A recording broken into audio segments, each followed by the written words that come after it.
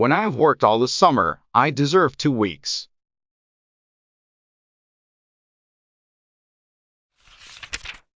You are awfully dog in the mangerish. However, I love you still, Daddy, in spite of all your faults.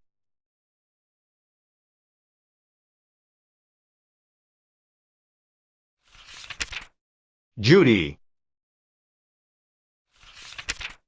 3rd October. Dear Daddy Long Legs.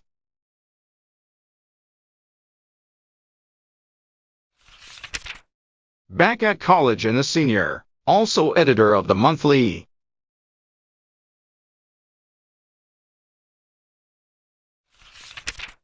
It doesn't seem possible, does it, that so sophisticated a person, just 4 years ago, was an inmate of the John Grier home.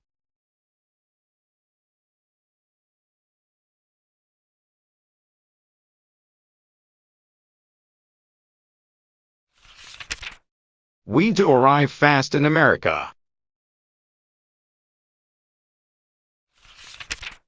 What do you think of this? A note from Master Jervy directed to Lock Willow and forwarded here.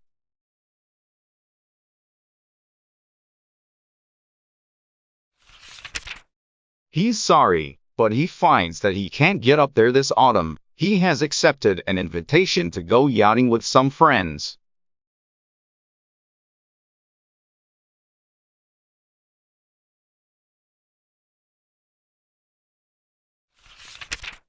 Hopes I've had a nice summer and am enjoying the country.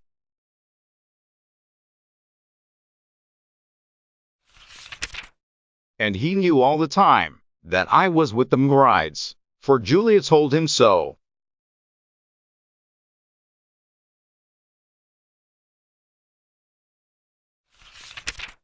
You men ought to leave intrigue to women. You haven't a light enough touch.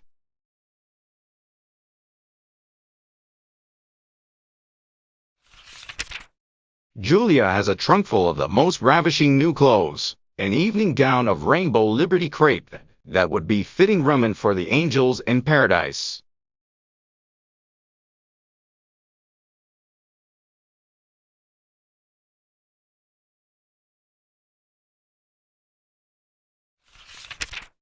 And I thought that my own clothes this year were unprecedentedly, is there such a word, beautiful.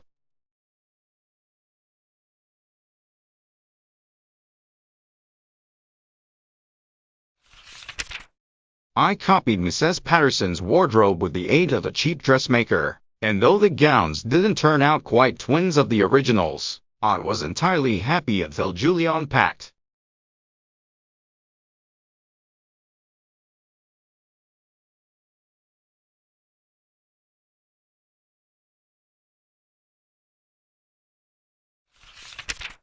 But now, I live to see Paris.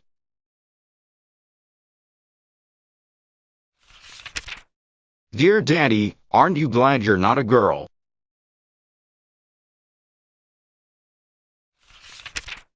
I suppose you think that the fuss we make over clothes is too absolutely silly.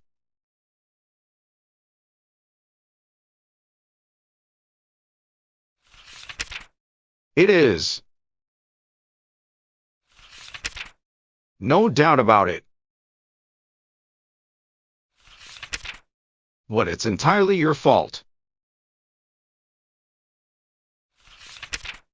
Did you ever hear about the learned hair professor who regarded unnecessary adornment with contempt and favored sensible, utilitarian clothes for women?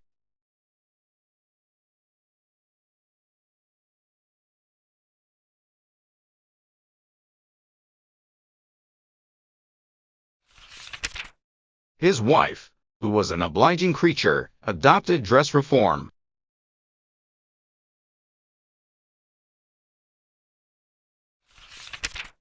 And what do you think he did? He eloped with a chorus girl.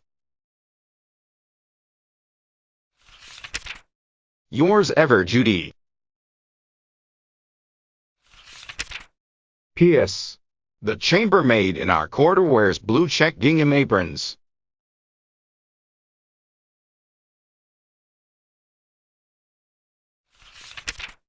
I am going to get her some brown ones instead, and sink the blue ones in the bottom of the lake.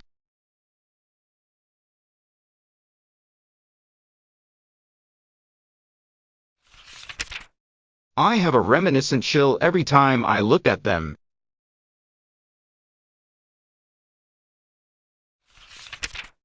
17th November. Dear Daddy Long Legs,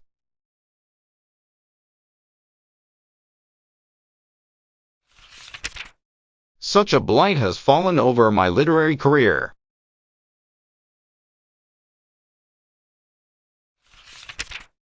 I don't know whether to tell you or not, but I would like some sympathy. Silent sympathy, please. Don't reopen the wound by referring to it in your next letter.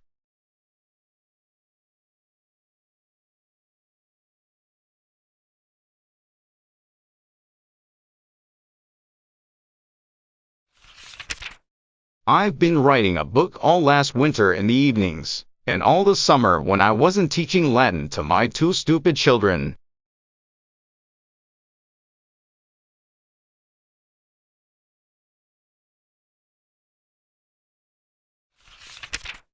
I just finished it before college opened and sent it to a publisher.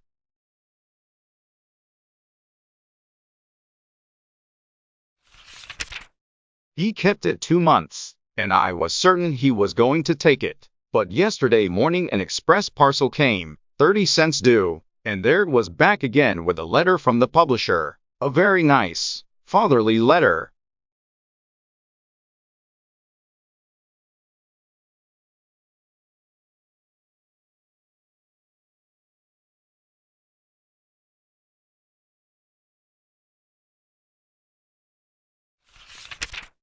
But Frank, he said he saw from the address that I was still at college, and if I would accept some advice, he would suggest that I put all of my energy into my lessons and wait until I graduated before beginning to write.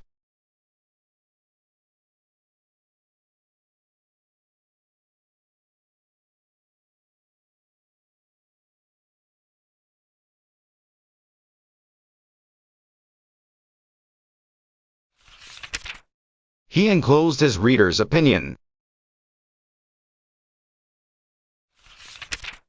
Here it is. Plot highly improbable. Characterization exaggerated. Conversation unnatural. A good deal of humor, but not always in the best of taste. Tell her to keep on trying, and in time she may produce a real book.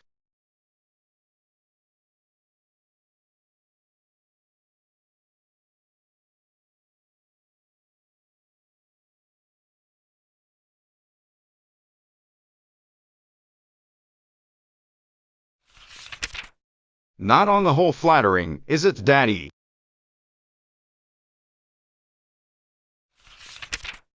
And I thought I was making a notable addition to American literature.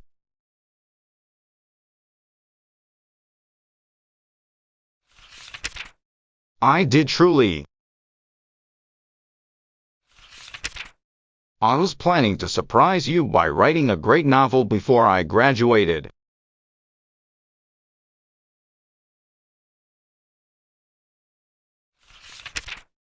I collected the material for it while I was at Julia's last Christmas.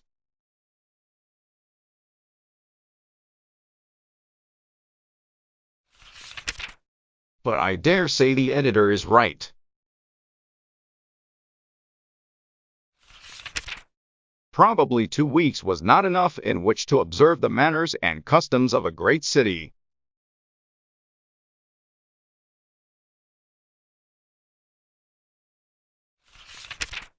I took it walking with me yesterday afternoon, and when I came to the gas house, I went in and asked the engineer if I might borrow his furnace.